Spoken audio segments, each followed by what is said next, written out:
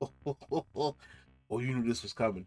I'm only at 75%, goddammit, but I have enough energy for this. Okay, so let us wind the clocks back like 5 years. Not even 5 years, but just in the last 5 years, right? So in the last 5 years, we had Johnny Depp and Amber Heard essentially split.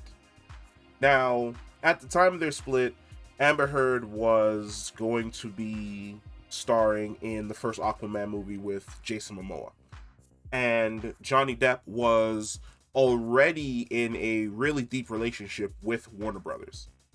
He was playing Grindelwald. He had other ventures that they were going to release that ended up never being released. And I would say he had a really great amicable relationship with them. Now, when Amber Heard wrote her piece, which now after their trial and the evidence has come to light, we've discovered that um, it's bullshit, or at least the evidence that she put forward and what she was referencing in her piece was all bullshit.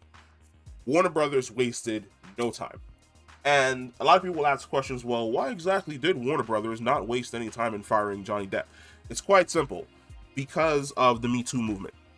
Amber Heard, at that point in time, when she wrote her op ed, was basically entrenched and protected by the Me Too movement.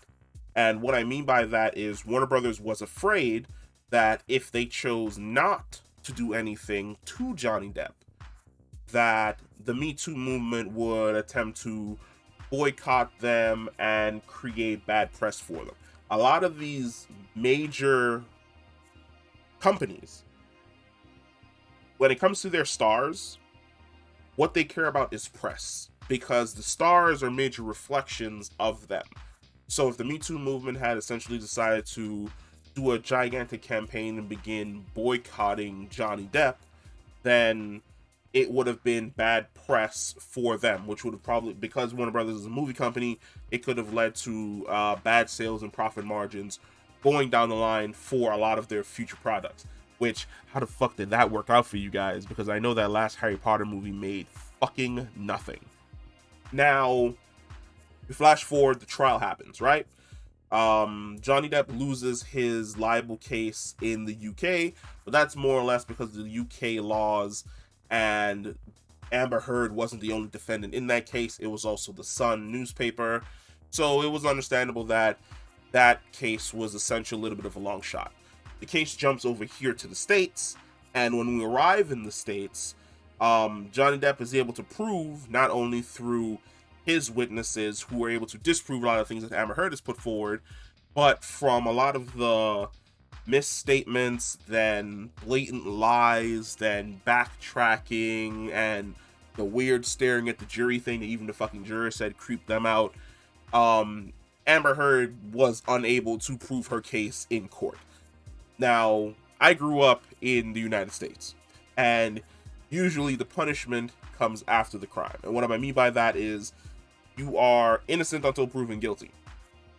The Me Too movement created a weird sentiment where you were no longer innocent until proven guilty.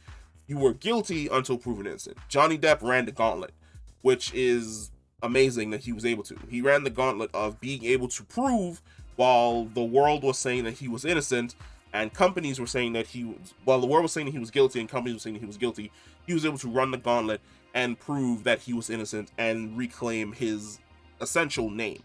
What Amber Heard now was hoping for was that basically by using the Me Too movement as a platform and as a force behind her, she'd be able to run his name through the mud so that she could essentially ruin his life. Didn't work out that way, and it seems as though the tables have turned because now it's her life that seems to be fucked up, and Johnny Depp is riding off into the sunset.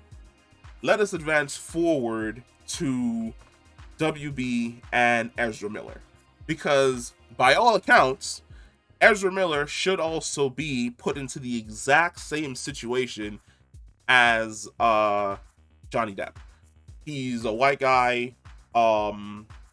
There are multiple allegations against him from assaulting women to assaulting random people in bars to doing ignorant shit over here, like running away with like an 18-year-old tribeswoman, to taunting the police online, to dodging subpoenas. Like, Ezra Miller is doing a whole host of shit that Johnny Depp never got up to.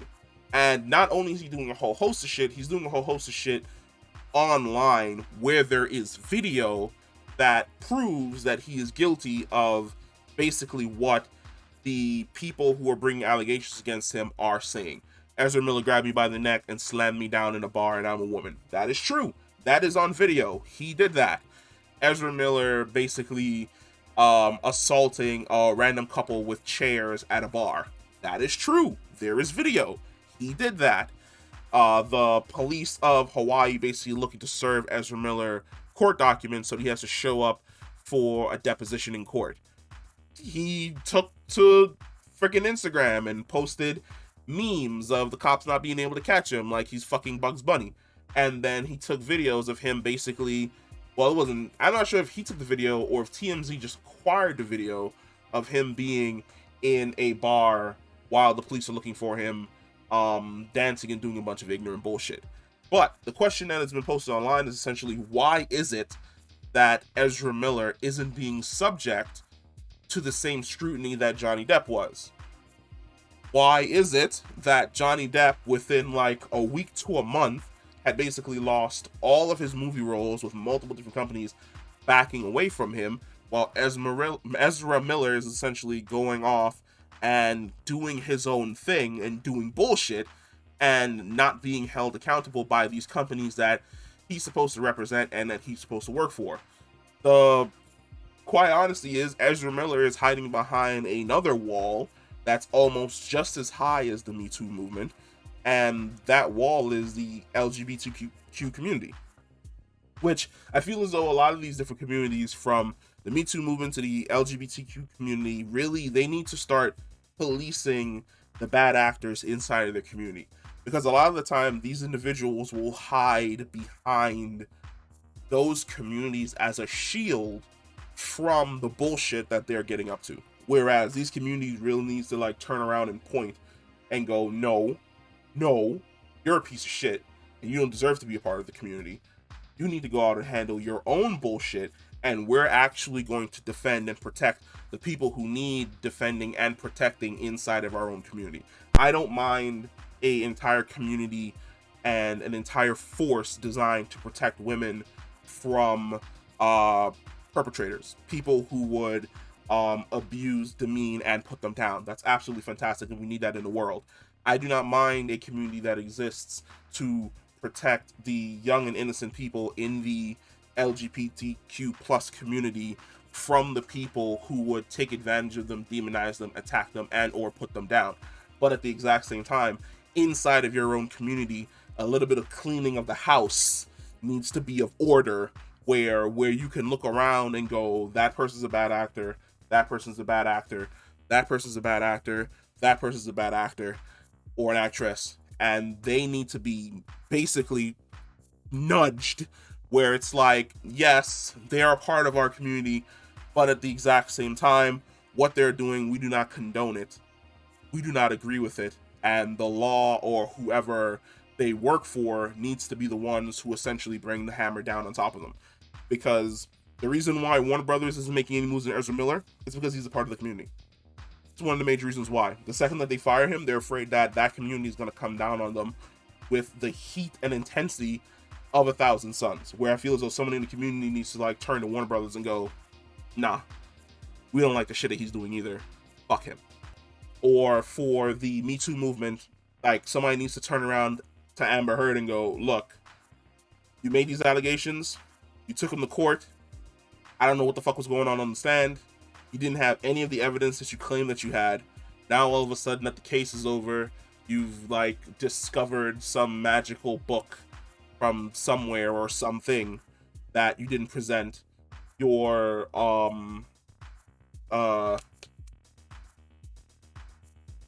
witnesses were subpar, your lawyers really didn't do a good job of making your case.